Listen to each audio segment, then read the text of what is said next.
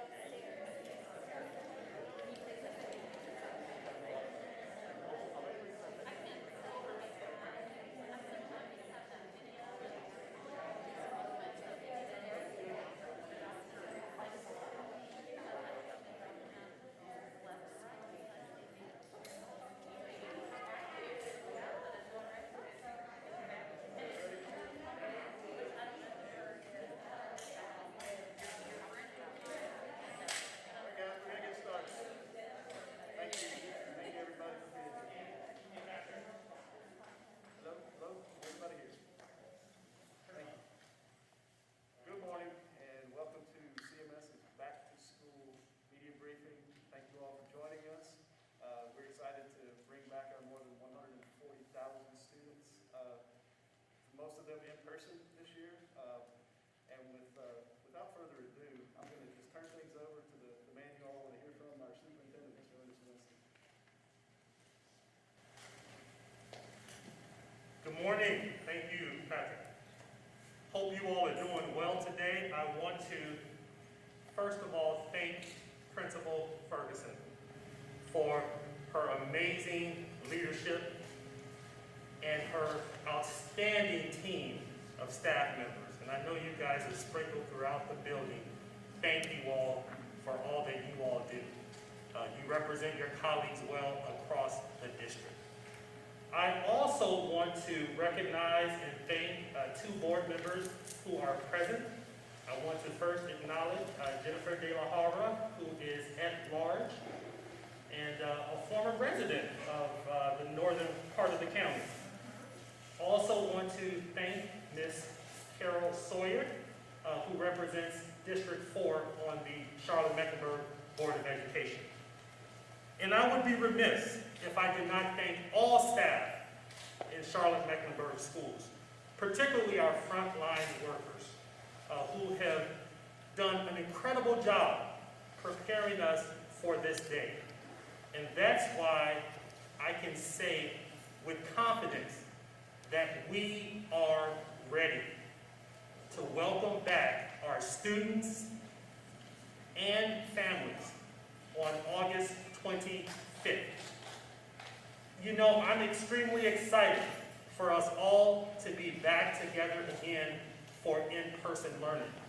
And I'm extremely hopeful and optimistic about what lies ahead for this upcoming school year.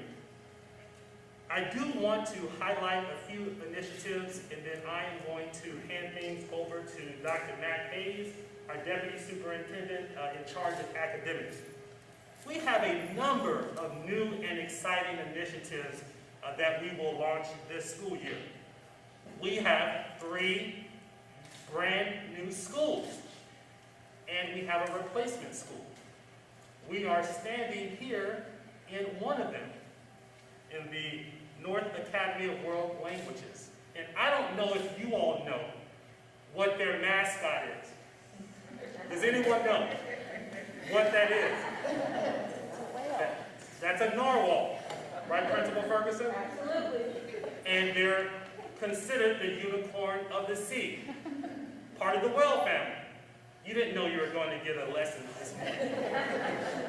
But I believe the only school with a narwhal as its mascot in North Carolina. So we do have 3 new schools and 1 replacement school opening. We have expanded our virtual options this school year, and we'll talk a little bit more about that later.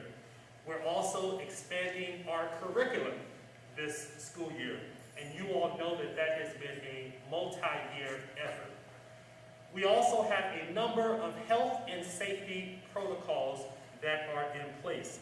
And I am excited to say that our Board of Education led the way, and we were among the first districts in our state to require all students and staff members and visitors into our facilities to wear a face covering or a mask. And it takes a tremendous amount of courage to lead the way, so thank you for that. With that, I am going to turn things over to Dr. Hayes, and one final thank you. Our students and our families. You know, all of us in central office, we exist, our roles exist to serve our kids. That is the most important thing that we do, is educating and serving students. And so I'm excited this year to be able to add additional student voice to the work that we do. With that, Dr. Hayes, I'm going to toss it over to you.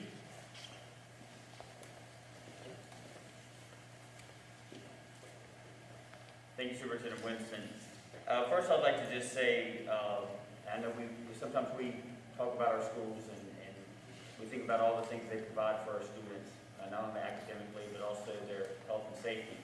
First of all, I wanted to say thank you to all of our teachers for all the hard work, all of our staff in our schools for all the hard work and dedication that they showed last year as we went through multiple modalities of teaching and learning for all of our students. And I also want to extend a huge thank you for all of the work that they're going to do this year, because we're not out of the pandemic yet, and we understand that with that comes a lot of complications to them being able to deliver their instruction, but they are ready to move forward, and they're ready to meet the needs of all of our students across our district. And we're very excited for this opportunity to do that in person. So I do want to share with you that also to our 6 learning communities, to say thank you to our learning communities, our learning community superintendents, their executive directors, and also to learning community staff who are at the front lines of supporting our schools across our district. We have those 6 learning communities, so not only our schools have a direct person in central office to connect with, but also to our families as well, to be able to provide that conduit between themselves and also the schools when needed. I want to also share with everyone that at the end of last year, there's been some questions about remote learning that was taking place last year. I want to remind everybody that was only made available to us by Senate Bill 704, which ended on July 1. Remote learning is no longer an offering based off of what are the policies and regulations at the state level. We have offered in our offering virtual schools, which go from 3rd grade to 12th grade. Right now, we have roughly around 2,400 students who have enrolled in that and are being scheduled into those classes. We are still accepting applications into that through a transfer process for our students across the district. So we just want to make sure that that's clear to everyone. We also want to just speak for just a few minutes about our excitement in offering Math 1 and English 1 curriculum at the high school level as we introduce that this year as well. Those both were developed in-house, and we're very excited about exploring those and pushing those out and having that development from the great people across our district who are experts in that content field to build that out and develop it for our teachers and their resources. So we're excited. And I do want to speak for just a few seconds, and we'll, at the board meeting on next Tuesday, we'll be able to share this a little bit more in a broader scope with you, is that we do have a plan for when students are not in our schools for a set period of time. We do have those support systems that will be put into place with minimal expectations, because we do know that even though students are not in our schools, they will still be served by our schools. We will still use the resources that we had last year that were placed on Canvas. Those will be great for us to be able to meet those needs as well as a couple of other new innovative ways which we will share at the board meeting on Tuesday evening. So at this point in time, I'm going to pass it over to our Interim Chief Operation Officer, Ms. Shawn Turner.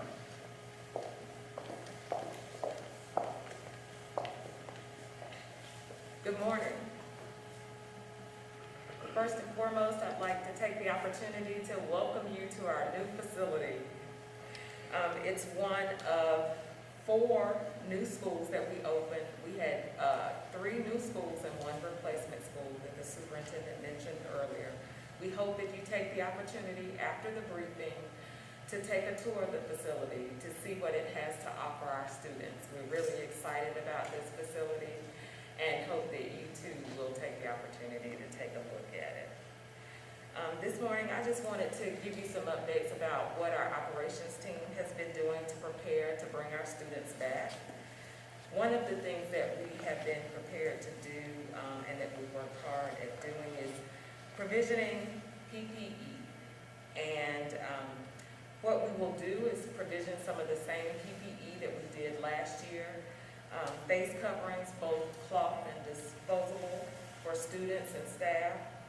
We will also provision hand sanitizer throughout buildings. As you walk into buildings, you should see hand sanitizer stations, as well as hand sanitizer in every classroom and in the front offices. We've got a number of cleaning supplies that we've distributed and provisioned to schools and staff members, Lysol wipes, and paper towels, spray, disinfectant, and just a variety of different supplies to ensure that they feel safe as they begin the year. In addition to that, our school nutrition staff will be working hard to prepare breakfast and lunch for all of our students. And we want you to know that this year, the USDA provided a waiver that allows us to provide free breakfast and free lunch to every student in our district. And then as I move on to our building services staff, we've worked really hard over the summer to work on various ventilation projects. We've had a number of replacement projects such as boilers, chillers, unit ventilators, rooftop units. We've also had a couple of, well, about 22 air optimization projects where we clean the systems utilizing National Duct Association standards. And then we also had installation of needle point bipolar ionization. We are currently underway with that project. We had 38 schools and 24 have been installed. 5 are underway, and we will begin a 6th one on Tuesday morning. And then we will have 8 remaining schools to complete. As the contractor continues to make progress, we'll make determinations as to whether or not all of them will be completed by August 25th. We expect that some may go over into early September, but we are working very hard to ensure that those are completed. And then we wanted our students and staff in the community to know that we're continuing our HVAC quality initiatives. We're continuing to run our systems 24/7. We're continuing with the upgraded filter program that we started last year. We're continuing to correct functionality of our exhaust systems, as well as replacing some of our exhaust systems. And then some of the same projects that we've done over this summer, we will continue to add those projects. Again, replacing HVAC equipment, doing HVAC air optimization projects, as well as some other types of HVAC projects associated with our ventilation systems. But at this point, I will turn it over to Mr. Adam Johnson, who is our Executive Director of Transportation.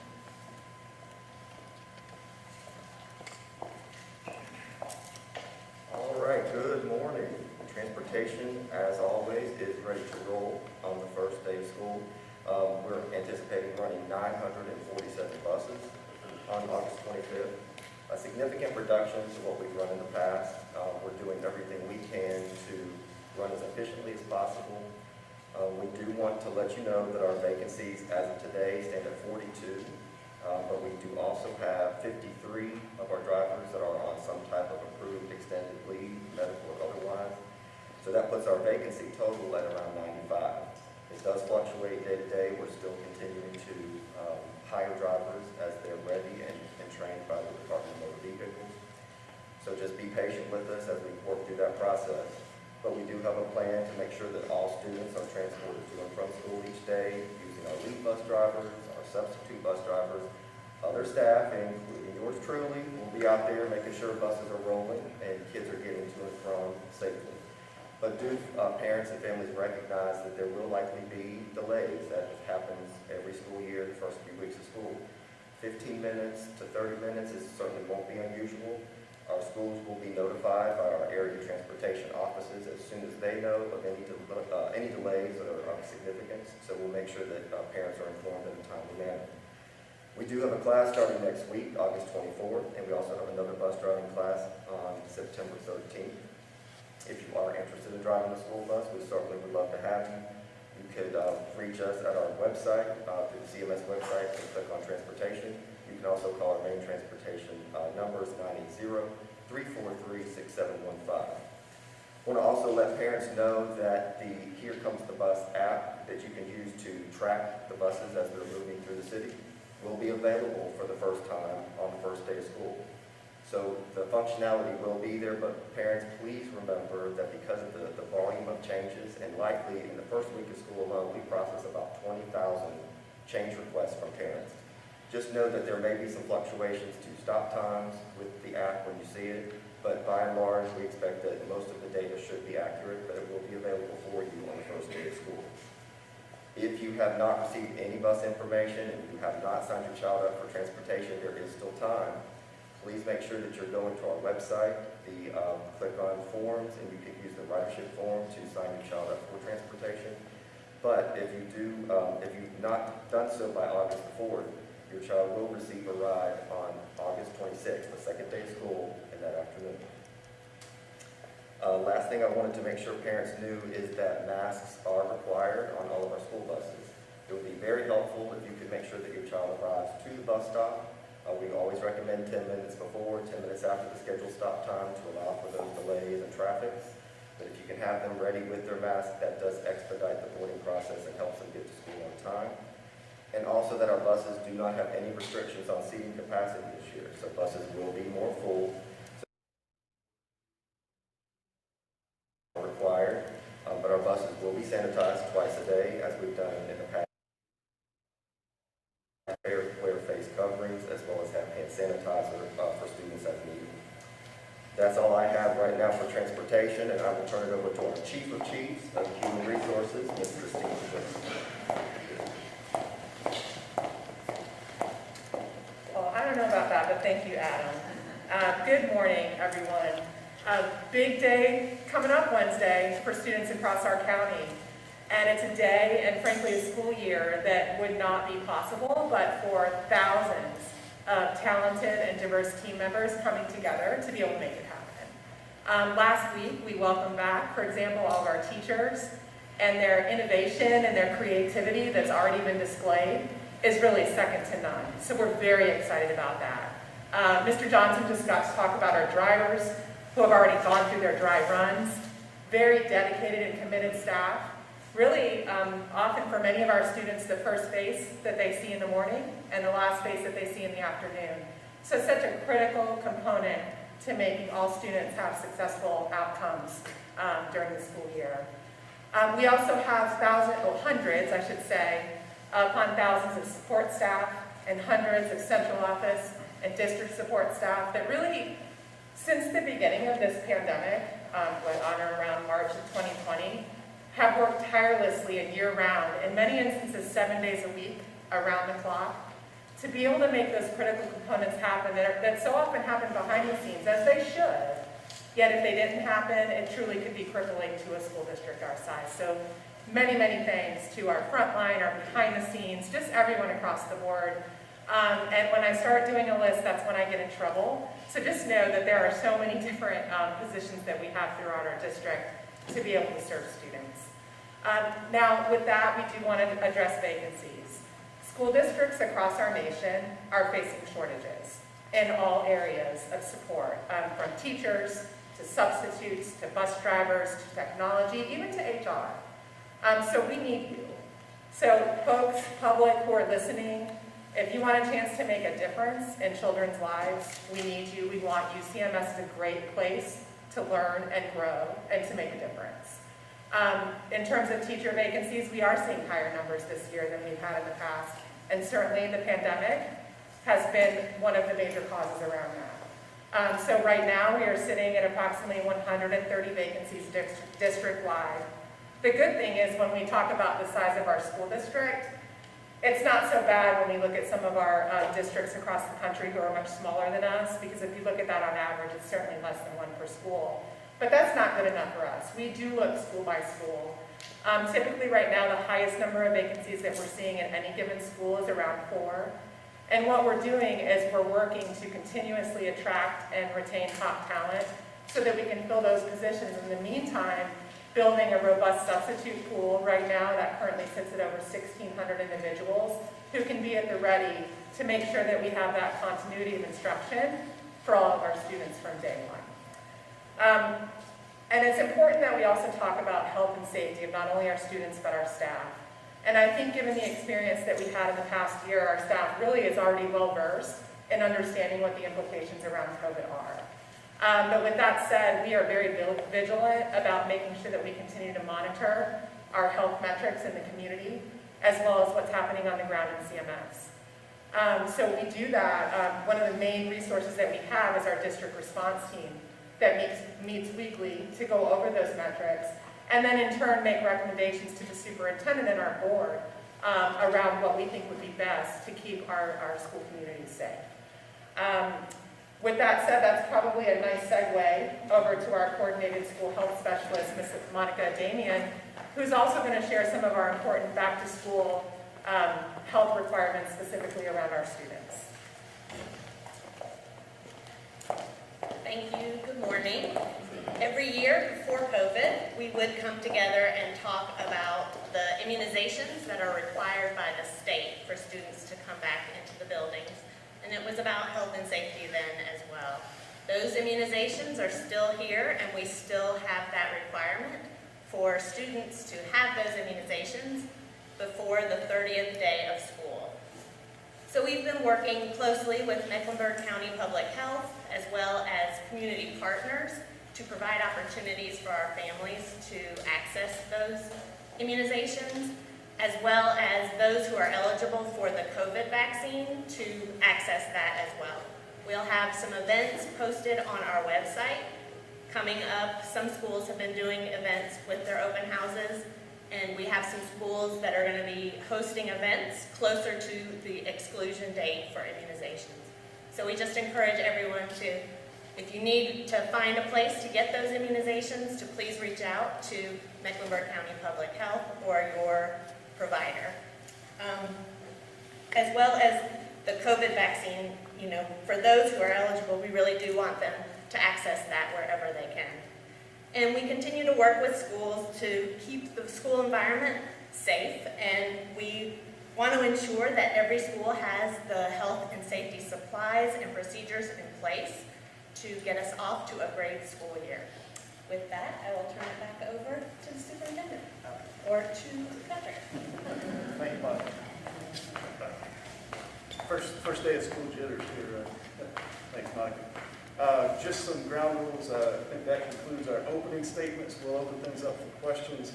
We'll have about 15 minutes for questions. If you could please, I know most of you, but some I'm not familiar with, so if you could state your name and your affiliate or outlet, then I will recognize you, ask a question. We'll try to do one per outlet and do as many rounds as we can in about 15 minutes. Elsa? Can we jump in? Go ahead. Elsa Gillis with WSOC, and this is probably for the superintendent and Dr. Hayes. I'm wondering how concerned you are about more students than usual coming into the school year behind after last year, and what supports are in place, maybe new supports, to help bring them up to speed.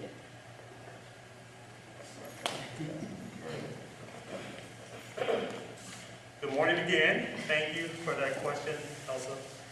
So we are always concerned about student achievement, and it is our expectation, because we have a very strong and solid teaching force, that all of our teachers have been prepared.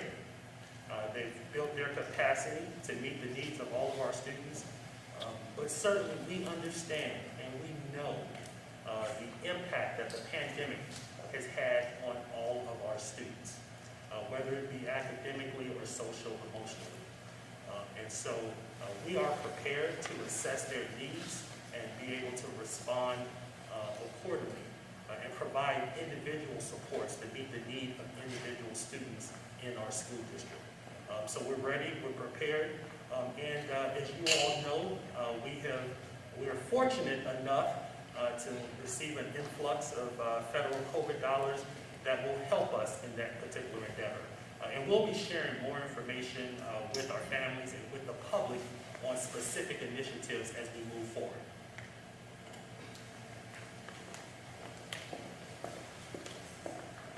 Everything that he said. And also to add, so just want to make sure, so last year we took the opportunity, in the last 2 years at the conclusion of the year, as our teachers were filled out sort of an assessment on our students, where they were currently at the conclusion of the year. Last year was specifically to those students that were considered at risk, failing one or more core content areas. And so we have that information. It's been placed in the CUM folder, so that way no matter where the student moves to in CMS or moves in grade, it stays with them.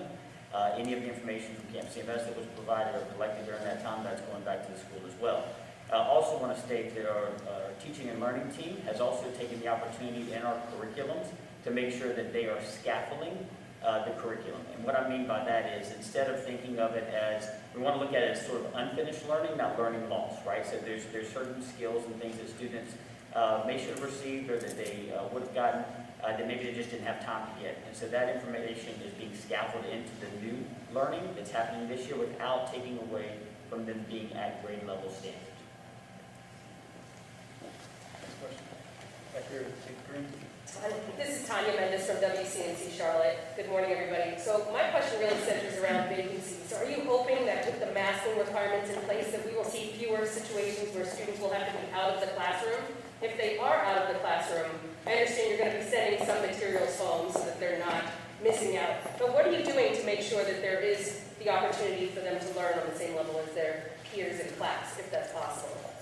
So I think this could be a two-pronged answer from some of my colleagues here, but in terms of the universal masking mandate, that certainly was one of the primary reasons why we wanted to institute that, because new guidelines that were recently shared by the North Carolina Department of Health and Human Services provide for the opportunity for students to stay in-person learning, provided that those students are masked the entire time in the event that they are determined to be in close contact with someone who tested positive. So it's critically important that we maintain that measure, at least for now.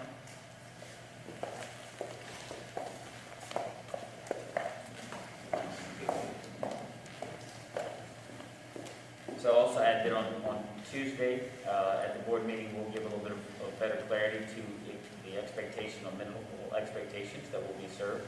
I will tell you that the main thing to think of here is that, and to understand, is that our teachers have been trained to teach in person. Our students, over the course of their educational careers, have been in person. So we know that when those two things come together, that is the right modality and the best modality for when those two things meet. So therefore, as we move into this year, making sure that our students and our families and everyone understand that they maintain wearing a mask. We suggest that not only just in the classroom, inside the buildings, but at any time they go to any event that's in CMS, right, or anywhere that's around, because all the precautions we take outside of the environment of the schoolhouse will impact and give us a positive experience inside the schoolhouse to maintain and keep as many students in a regular routine as we can, and that's key to the success of all of our students, and make sure that we are able to complete that unfinished learning that unfortunately exists due to the 17 months that we were dealing with being in remote learning.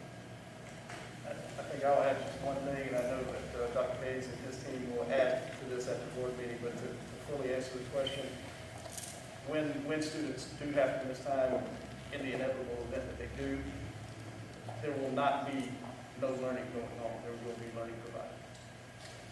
Next question. Andy? So one of the big questions is enrollment. It dropped a lot last year. How much is it going to rebound? And especially on kindergartners.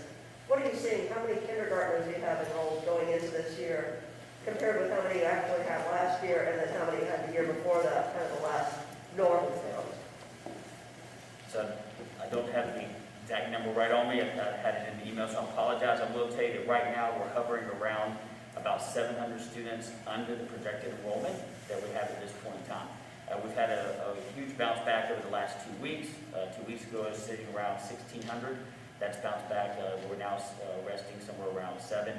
We do know that many of those have taken the opportunity of the virtual schools and are coming to us. They're students that were not actually in CMS before, and they're joining us through that modality of learning, so we're excited to see that. I will tell you that we see our greatest increase right now in 9th grade. It's a little bit over 1,000 been projected for our 9th grade students.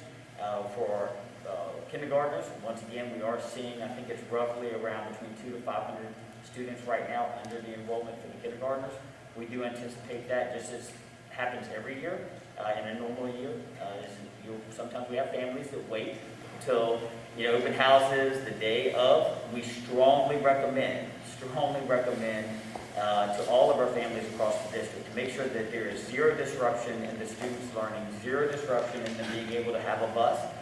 Go ahead, get your students enrolled now. It does not matter what grade level. Do not wait, do not pause, do not think that I'm going to walk in day one and do that. that creates, and especially in the scenario that we're in right now, that creates huge complications for our building leaders, for our teachers, for transportation.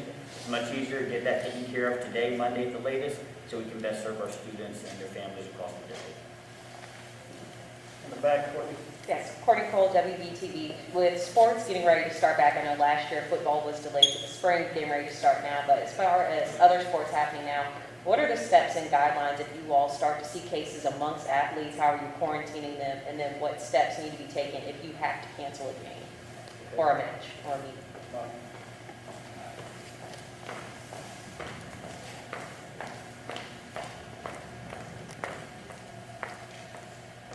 So we work closely with our athletic directors and the principals to make sure that they're following the same procedures and guidelines that we are following in the school building.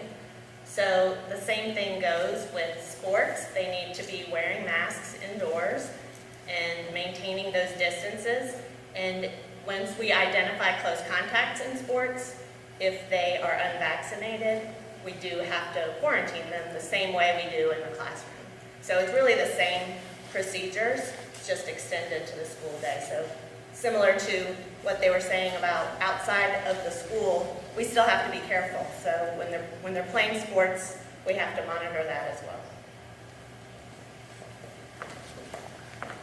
Brett Baldeck, Fox 46. I know you, the superintendent, you've said in the past, you're not in the position to require COVID-19 vaccines right now, but obviously you're mandating masks and there are other vaccines that are required for students and teachers. So if you could just explain the difference of why you can't require the vaccine right now and if there's been ongoing discussions about that down the road. Absolutely. Thank you for that question. We appreciate that. So our position has not changed in regard to mandating staff to be vaccinated. We're always discussing options as part of the work of our district response team and issues that they elevate to our leadership team in the district. We are always considering what more can we do to help protect the safety of our students and our staff.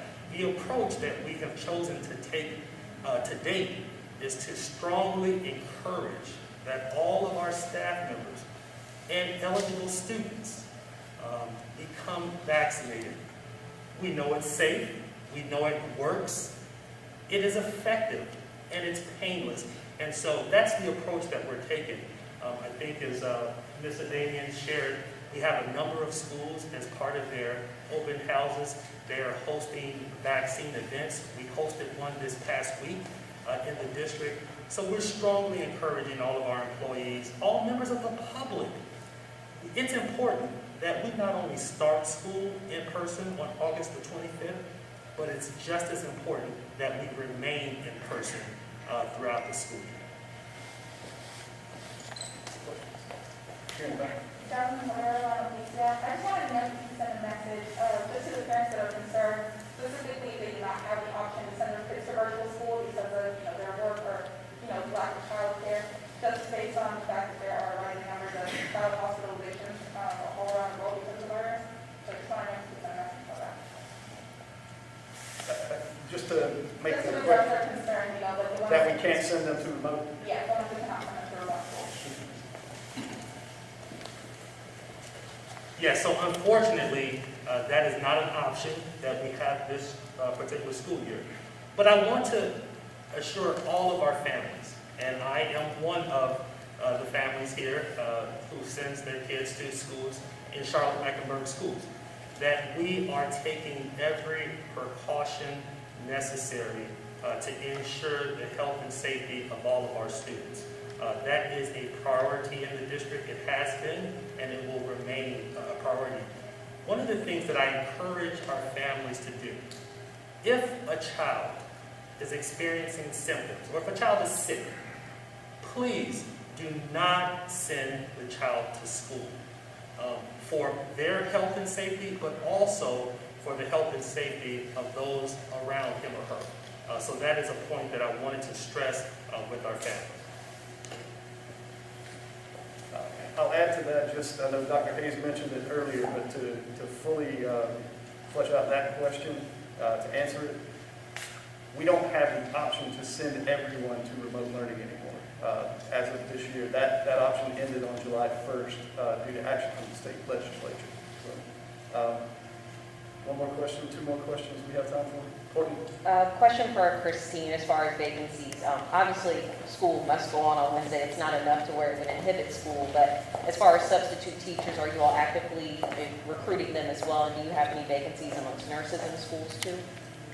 So we are actively recruiting substitutes. Anyone interested, again, can apply because we hire both certified and non-certified substitutes, so you do not have to have prior experience in order to substitute in our classrooms.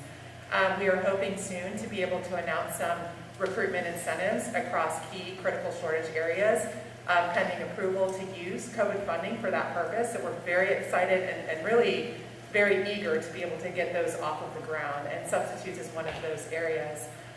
So certainly it's an incredibly important position, again, to be able to ensure that continuity of instruction in classrooms, and we are prepared, and we, for the first time in many years at CMS, are operating our substitute system centrally. So all schools will be supported by CMS Human Resources in terms of their substitute needs. One final question. Elsa?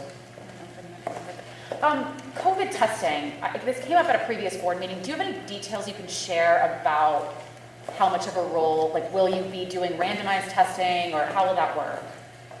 Yes, so we've already had some planning meetings focused on how we could effectively implement a testing program within our CMS community, hoping to roll recommendations out soon. One of the primary aspects or components to what a testing program would look like is what we call pooled or surveillance testing. So it's a little bit different from how you would describe something as being random, but it constitutes, for example, let's take a classroom setting. Coming into a classroom setting, students and staff self-swab. All of those testing samples go into one sample that goes to a local lab, and within a short turnaround time, typically we like to see 24 hours, we would know if that pool contained a positive. So at that point, that would launch into our vendor coming back into our schools and doing individual testing to identify the positive. So that's just a little snapshot of what it could look like.